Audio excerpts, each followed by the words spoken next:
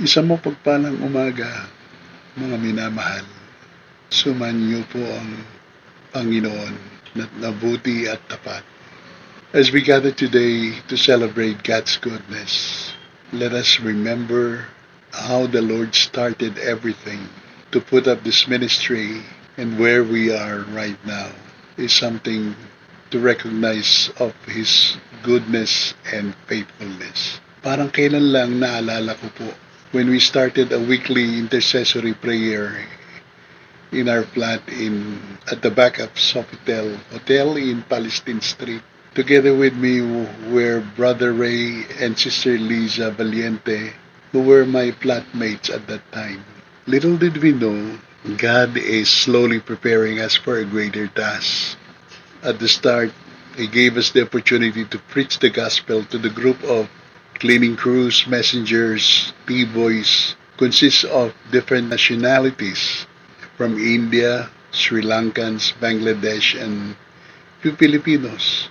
The task is not easy, especially when you are in the environment, when the environment is hostile to the gospel of Jesus Christ. As followers of Christ, we believe that we serve a God who is not surprised at all by what we face each day.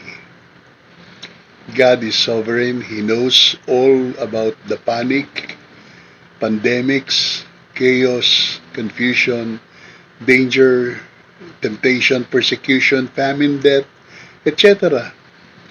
And He is with us no matter what we face through the years. Together with you, I am so grateful of the 25 years of God's favor for the ministerial work given to Jesus Calls Commission Fellowships. Napakaraming buhay ang binago, hindi sa pamamagitan ng salita, but through the power of the Holy Spirit manifested in an exemplary life. Sa pagkakataong ito, sakupin natin ang ibinibigay sa atin ng Panginoon na pagkakataong makapagpahayag ng mabuting balita sa bawat nilalang. Napakarami ang nangangailangan ng kaligtasan. And when you do that, it is our reasonable service for the Lord. Meron din binigay sa atin ng Panginoon na salita sa awit. Sa pamagitan ng kanyang salita, we can go to Him anytime we need reassurance of His presence. Sa awit 18, verse 2, For God is my rock, my fortress, and my deliverer, my God, my refuge, my shield, and my salvation, my stronghold. Sa maikling talata na ibinigay po sa atin ng Panginoon sa pagtitipong ito, meron po tayo makikitang 8 pangako ng Diyos na nagpapakilala kung sino siya at kung paano siya makakatulong sa ating lahat sa bawat pagkakataon, anumang circumstansya na ating kakaharapin sa ating buhay. Una sa lahat, the Lord is my rock. Sa panahon na meron po tayong kinakaharap na problema, in times of trouble, we feel so shaky. Salamat sa Panginoon sapagkat meron po tayong Diyos na nagpapakilala na siya isang bato, isang rock, someone who is extremely strong and mighty, hindi natitibag, someone we can hold on to when we feel the earth is moving and shaking. There is no one we can trust who is more reliable than the Lord.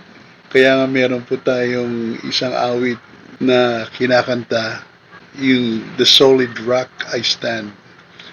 On Christ the solid rock I stand, all other ground is sinking sand, all other ground is sinking sand. Pero in traditional worship na mga hymnals, merong isang kinakanta po ang mga mananampalataya na nagmark sa puso ng maraming mga mananampalataya na nagbibigay sa kanila ng assurance that God is always their help. Yun yung po, Rock of Ages, cleft for me, Let me hide myself in thee. Hindi ko na maalala. That was an old hymn. So, the Lord is my rock. It's a promise. It's that we can always claim before God. Number 2 promise is the Lord is my fortress. Yung salita pong fortress refers to a person. When it refers to the person, it means that person is not susceptible to outside influence of disturbances. Naniniwala po ba tayo na ang ating Diyos ay makapangyarihan sa lahat?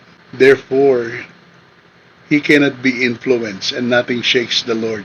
I remember when Jesus Christ fasted for 40 days in the wilderness, Satan tried to tempt him many times. Each time the Lord responded to his temptation, to Satan's temptation, he responded in the same way.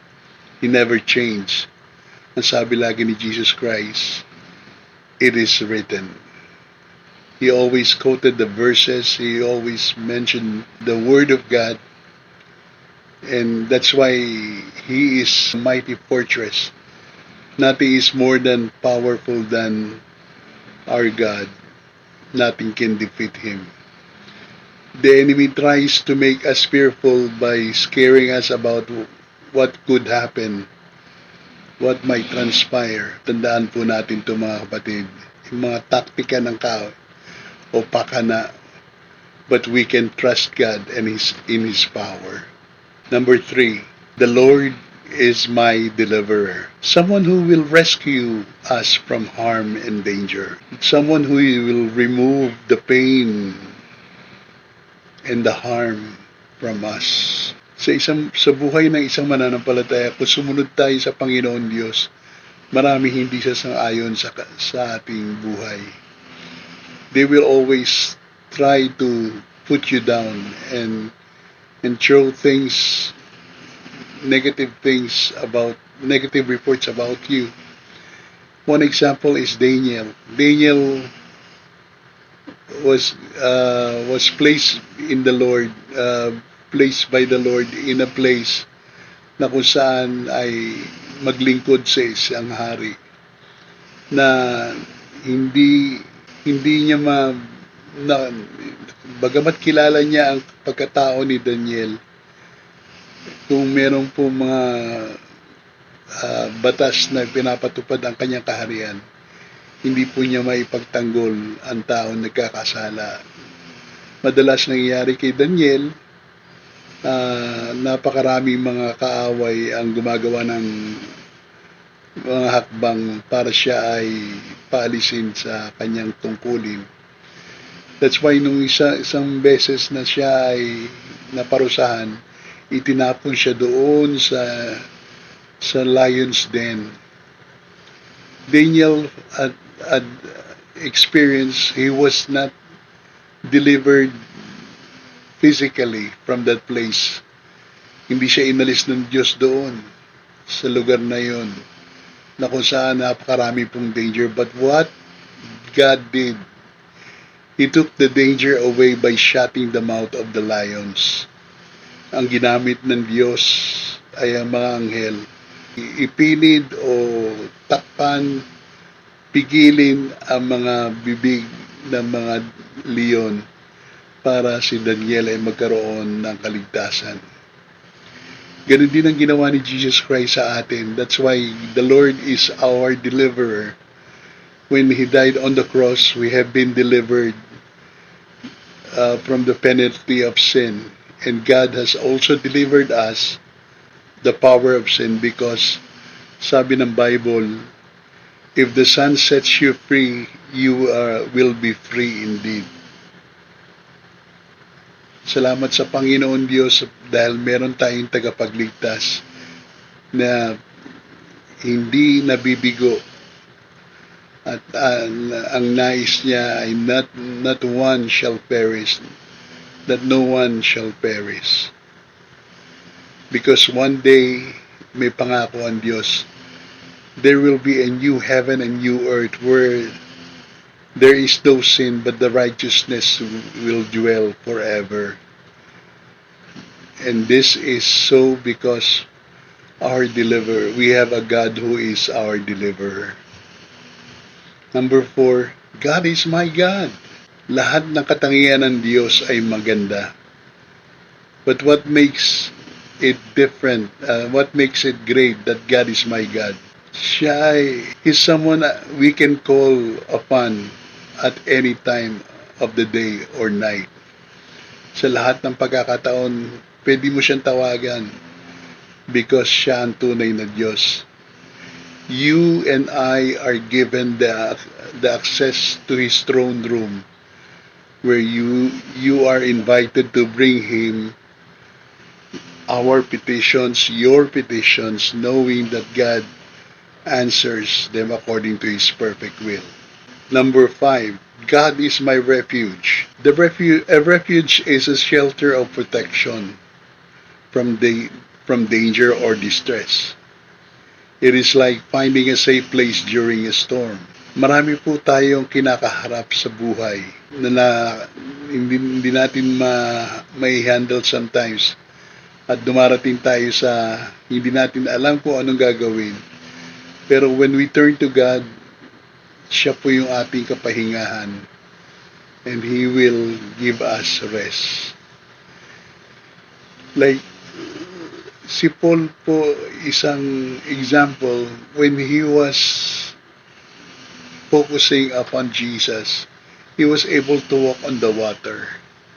Pero nung makita niya yung isang malakas na hangin, ihip ng hangin at malaking alon, nagsimula siyang matakot. Tandaan niyo po mga kapatid, God will always be our protection from any form of danger.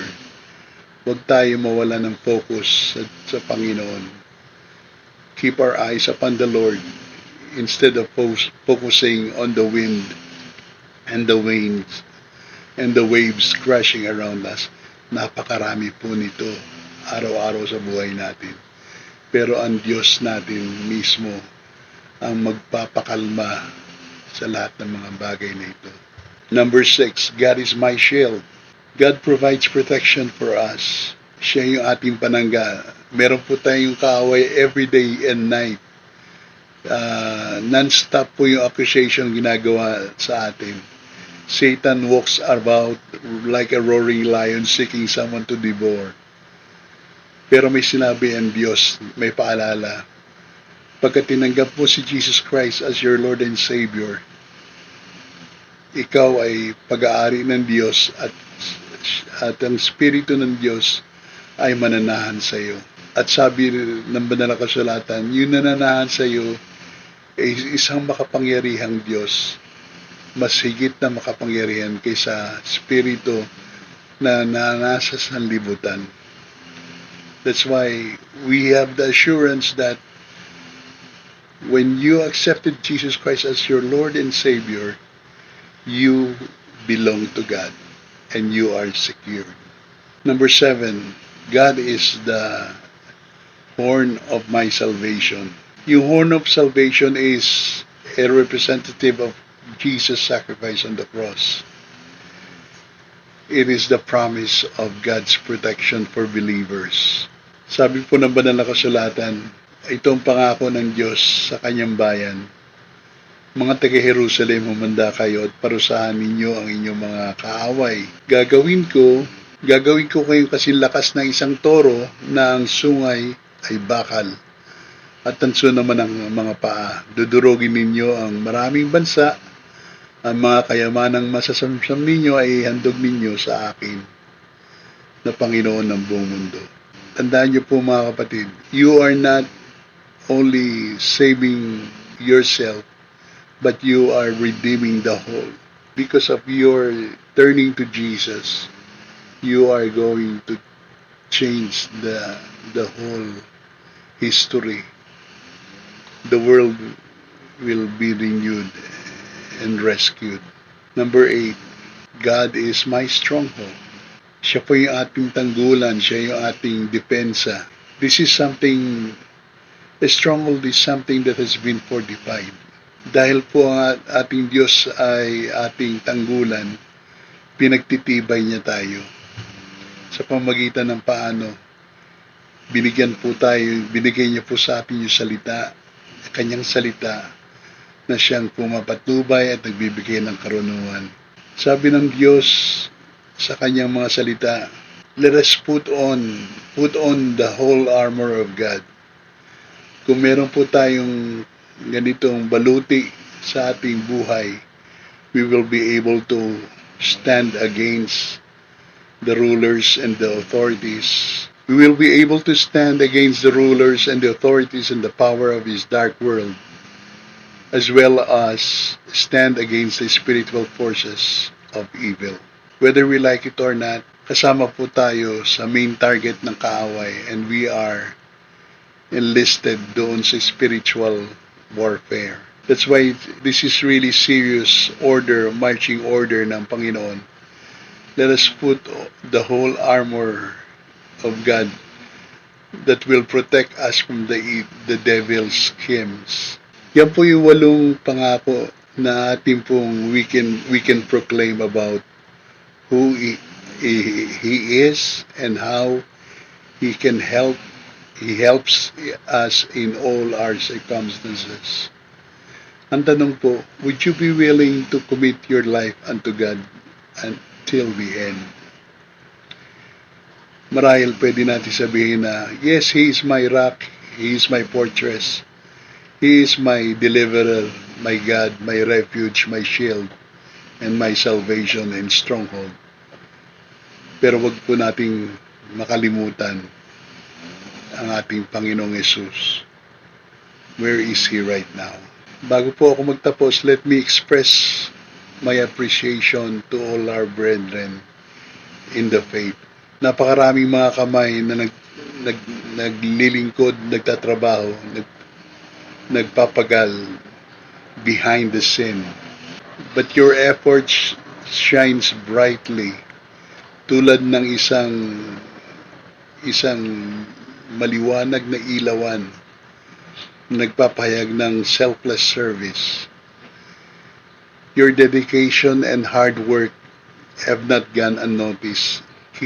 Nakikita ng Panginoon lahat ng inyong paglilingkod na tunay nagmumula sa inyong mga busilak na puso. Sa pamagitan ng inyong paglilingkod, you bring to life the words of Christ, serving others with a joyful heart and willing hands. Your contribution have made a significant impact, and so grateful for the love and commitment you pour out into our church community. Maraming salamat po for showing a remarkable example of faith in action. Nais ko pong iwanan sa inyo yung sinabi ni Job, I know that my Redeemer lives, and in the end, He will stand on the earth. And though my flesh would be destroyed, yet with my own eyes, I will see God. In this world there will be many tribulation, but be of good cheers. Just as Jesus said, I have overcome the world. Habang may pagkakataon po tayong pinagkakatiwala sa atin ng Panginoon, huwag po tayo huminto na gumawa ng kanyang kalooban. Pagpalain po tayo ng Panginoon Diyos. God bless you.